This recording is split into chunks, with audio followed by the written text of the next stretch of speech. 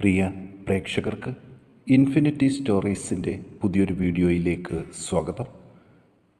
വിഷുക്കാലത്തിലെ പ്രവചനം അത് പ്രാവർത്തികമാകുകയാണ്. ഇനി അടുത്ത 3 ദിവസത്തിനുള്ളിൽ ജീവിതത്തിൽ ഒരുപാട് നല്ല കാര്യങ്ങൾക്ക് സാക്ഷ്യം വഹിക്കുന്ന നക്ഷത്രജാതകർ. അതിനെക്കുറിച്ച് കൂടുതൽ കാര്യങ്ങൾ ഇൻഫിനിറ്റി സ്റ്റോറീസ് ഇന്നത്തെ വീഡിയോയിലൂടെ നിങ്ങൾക്കായിട്ടൊന്ന് പങ്കുവെക്കുന്നു. വീഡിയോയിലേക്ക് കടക്കും മുമ്പ് എൻ്റെ പ്രിയ പ്രേക്ഷകരെ, നിങ്ങൾ ഇതുവരെ എൻ്റെ ചാനൽ സബ്സ്ക്രൈബ് ചെയ്തിട്ടില്ലെങ്കിൽ ദയവായിട്ട് എൻ്റെ ചാനൽ ഒന്ന് സബ്സ്ക്രൈബ് ചെയ്യുക. അതോടൊപ്പം തന്നെ എൻ്റെ പുതിയ വീഡിയോകൾ നിങ്ങൾക്ക് നോട്ടിഫിക്കേഷനായിട്ട് ലഭിക്കാൻ വേണ്ടിയിട്ട് ബെൽ ഐക്കൺ കൂടി ഒന്ന് പ്രസ് ചെയ്യുക.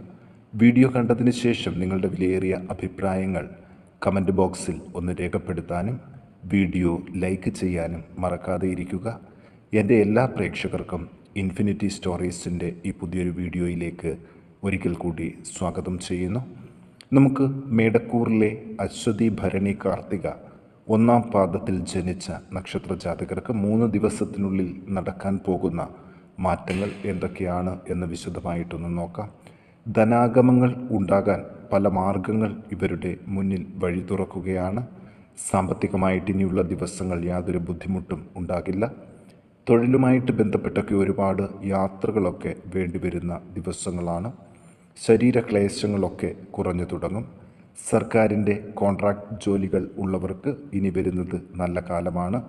കിട്ടാതെ കിടന്നിരുന്ന ധനം ലഭിക്കാനുള്ളൊരു സാധ്യതയും സർക്കാരിൻ്റെ ഭാഗത്തു നിന്ന് ഉണ്ടാകും. ശത്രുക്കളുടെ ശക്തിയൊക്കെ കുറയുന്ന സമയമാണ്. സഹോദരങ്ങൾക്ക് നല്ല കാലത്തിന് തുടക്കം കുറിക്കുകയാണ്. അവരുമായിട്ടുള്ള ബന്ധങ്ങളിൽ കോട്ടം തട്ടാതെ ഒന്ന് ശ്രദ്ധിക്കുകയും വേണം. ബന്ധുജനങ്ങളുമായിട്ടുള്ള കലഹങ്ങൾക്കൊക്കെ ഒരു അറുതി വരും. നല്ല വാക്കുകൾ കൊണ്ട് കാര്യസാധ്യങ്ങൾ ഉണ്ടാകും.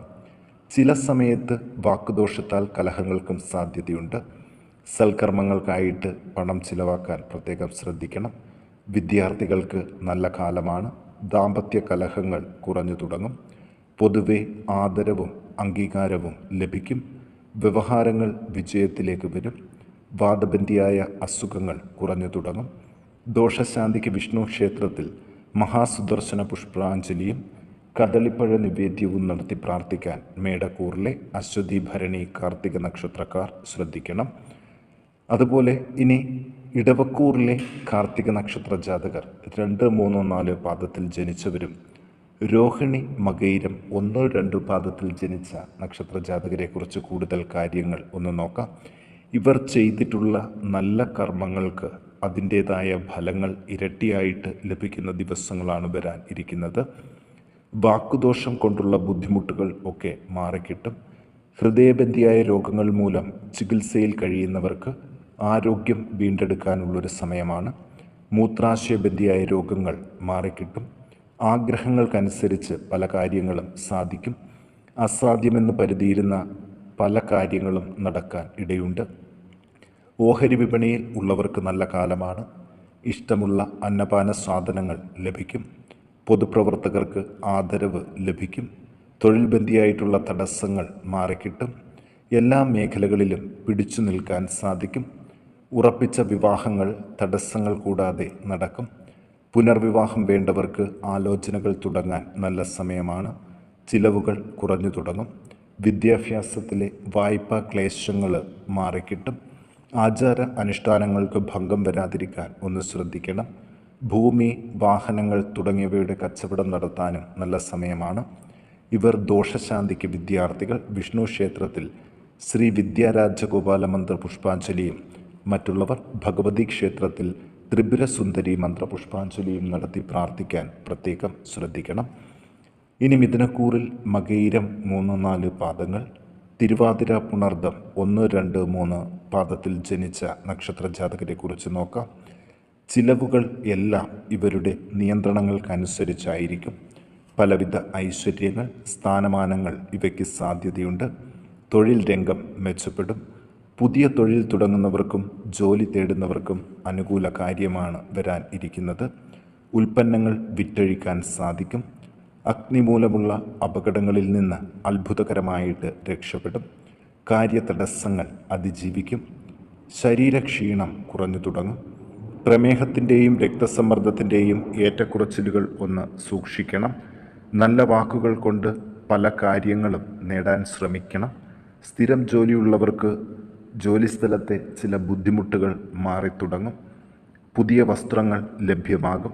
ബന്ധുജനങ്ങളുമായിട്ടുള്ള കലഹങ്ങളൊക്കെ മാറിവരും. ധർമ്മകാര്യ പ്രവർത്തനങ്ങളിൽ തടസ്സങ്ങൾ അതിജീവിക്കും. പിതൃജനങ്ങൾക്ക് അരിഷ്ടിതാകാലമാണ്.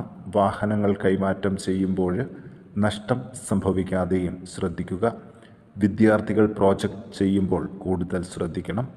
ദോഷശാന്തിക്ക് ഭഗവതി ക്ഷേത്രത്തിൽ അശ്വാരൂഢ മന്ത്ര പുഷ്പാഞ്ജലിയും ത്രിമധുര നിവേദ്യവും നടത്തി പ്രാർത്ഥിക്കാൻ മിഥുനക്കൂറിലെ 3 നക്ഷത്രക്കാരും പ്രത്യേകം ശ്രദ്ധിക്കുക. ഇനി കർക്കിടകക്കൂറിൽ പുണർദം 4-ാം പാദം, പൂയം, ആയില്യം നക്ഷത്രക്കാരുണ്ട്. ഇവരെക്കുറിച്ച് നോക്കാം. എല്ലാ രംഗങ്ങളിലും വിജയം വരിക്കാനുള്ളൊരു സാധ്യത ഇവർക്ക് കൂടുതലാണ്. പ്രാർത്ഥനകൾക്ക് ഫലം കാണും. സുഖശയനോപകരണങ്ങൾ വാങ്ങാൻ സാധിക്കും. സാമ്പത്തിക രംഗം മെച്ചപ്പെടും. വീട്ടിൽ അസ്വസ്ഥതകൾ കുറഞ്ഞു തുടങ്ങും. ശത്രുക്കളുടെ ശക്തി കുറയും. സഹായികളുമായിട്ട് കലഹങ്ങൾ ഉണ്ടാകാതെ ശ്രദ്ധിക്കണം. ചിലവുകൾ കുറഞ്ഞു തുടങ്ങും. തൊഴിൽ രംഗം മെച്ചപ്പെടും. സന്താനങ്ങളെ കൊണ്ട് സമാധാനം ലഭിക്കും. അധികാരസ്ഥാനങ്ങളിൽ ഇരിക്കുന്നവർക്ക് ആജ്ഞാശക്തി കൊണ്ട് കാര്യനിർവഹണം നടത്തേണ്ടതായിട്ട് വരും. സുഗന്ധദ്രവ്യങ്ങൾ സമ്മാനമായിട്ട് ലഭിക്കാൻ സാധ്യതകൾ കൂടുതലാണ്. കാൽമുട്ട് വേദന, നടുവേദന, കൊളസ്ട്രോൾ, അൾസർ തുടങ്ങിയ അസുഖങ്ങൾ ഒന്ന് ശ്രദ്ധിക്കണം. ദാമ്പത്യ ബന്ധങ്ങൾ കെട്ടുറപ്പോടെ മുന്നോട്ട് കൊണ്ടുപോകാനും ശ്രദ്ധിക്കണം. മംഗളകർമ്മങ്ങൾക്ക് നേതൃത്വം വഹിക്കേണ്ടതായിട്ട് വരും. വ്യവഹാരങ്ങളിൽ വിജയം വരിക്കും. പുതിയ വാഹനങ്ങൾ വാങ്ങാൻ നല്ല സമയമാണ്. പക്ഷിമൃഗാദികളുടെ ഉപദ്രവങ്ങളിൽ നിന്നും അത്ഭുതകരമായിട്ട് രക്ഷപ്പെടാൻ സാധ്യതയുണ്ട്. അധ്യാപക വൃത്തിയിൽ ഏർപ്പെട്ടിരിക്കുന്നവർക്കും ചില നേട്ടങ്ങളുടെയും സമയമാണ്. ഇവർക്ക് പ്രതീക്ഷിക്കുന്ന ഒരു സ്ഥലത്തേക്ക് സ്ഥലം മാറ്റം ലഭിക്കാൻ സാധ്യതകൾ കൂടുതലാണ്. ഇവർ ദോഷശാന്തിക്ക് ഭഗവതി ക്ഷേത്രത്തിൽ ഐക്യമന്ത്ര സൂക്ത പുഷ്പാഞ്ജലി കഴിപ്പിച്ച് പ്രാർത്ഥിക്കാൻ പ്രത്യേകം ശ്രദ്ധിക്കുക. ഇനി നമുക്ക് ചിങ്ങക്കൂറിൽ പിറന്ന മകം, പൂരം, ഉത്രം 1-ാം പാദത്തിലെ നക്ഷത്ര ജാതകരെക്കുറിച്ച് നോക്കാം. പലവിധ ആപത്തുകളിൽ നിന്നും ദൈവത്തിൻ്റെ കൃപാകടാക്ഷം കൊണ്ട് ഒഴിഞ്ഞു നിൽക്കാൻ ഇവർക്ക് സാധിക്കും. അതുപോലെ ഭഗവാന്റെ കൃപാകടാക്ഷം കൊണ്ട് വിഘ്നങ്ങളും ഇവരെ വിട്ട് ഒഴിയുകയാണ്.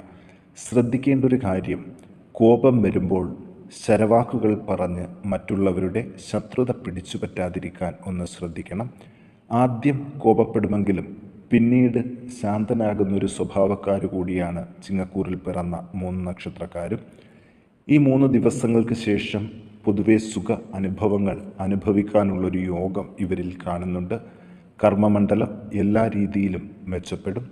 സ്വയം തൊഴിൽ ചെയ്യുന്നവർ കൂടുതൽ മുതൽ മുടക്ക് നടത്താതിരിക്കുക. നാൽക്കാലി വളർത്തുന്നവർക്കും നാൽക്കാലി കച്ചവടക്കാർക്കും നല്ല സമയമാണ്. പാലിനും പാൽ ഉൽപ്പന്നങ്ങൾക്കും നല്ല കച്ചവടം കിട്ടും. ആഭരണ കച്ചവടക്കാർക്കും അലങ്കാര സാധനങ്ങൾ വിൽക്കുന്നവർക്കും നല്ല കാലമാണ്. വാദബന്ധിയായ അസുഖങ്ങൾക്ക് യുക്തമായ ചികിത്സ ചെയ്യണം. പലവിധ ദുഃഖ അനുഭവങ്ങളും മാറിത്തുടങ്ങും. ബന്ധനാവസ്ഥയ്ക്ക് സാധ്യതകൾ കൂടുതലാണ്. അപമാനിതനാകാൻ സാധ്യതകൾ കൂടുതലുള്ളതിനാൽ ഒരു പ്രത്യേക ശ്രദ്ധ എല്ലാ മേഖലകളിലും വേണം. പുതിയ തൊഴിലിനായിട്ട് ശ്രമിക്കുന്നവർക്ക് അതിന് ഫലം കാണും. വിദേശത്ത് ജോലിയുള്ളവർ കൂടുതലായിട്ട് ശ്രദ്ധിക്കണം.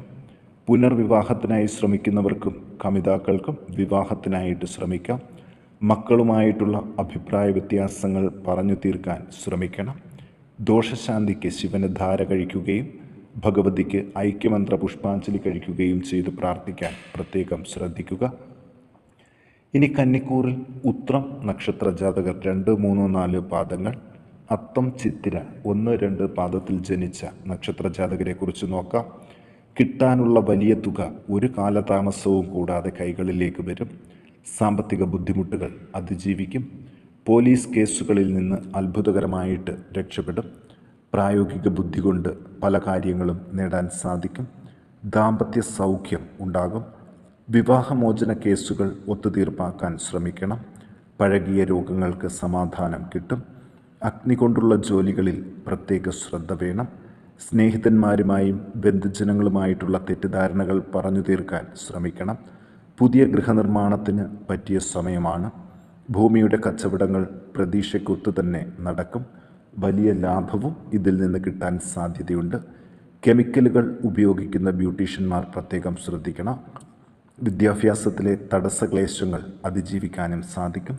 ഇവർ ദോഷശാന്തിക്ക് വിദ്യാർത്ഥികൾ ഗണപതി ഹോമം കഴിക്കുകയും മറ്റുള്ളവർ ഭഗവതി ക്ഷേത്രത്തിൽ അഷ്ടോത്തരാർച്ചന കഴിക്കുകയും ചെയ്ത് പ്രാർത്ഥിക്കാൻ പ്രത്യേകം ശ്രദ്ധിക്കുക.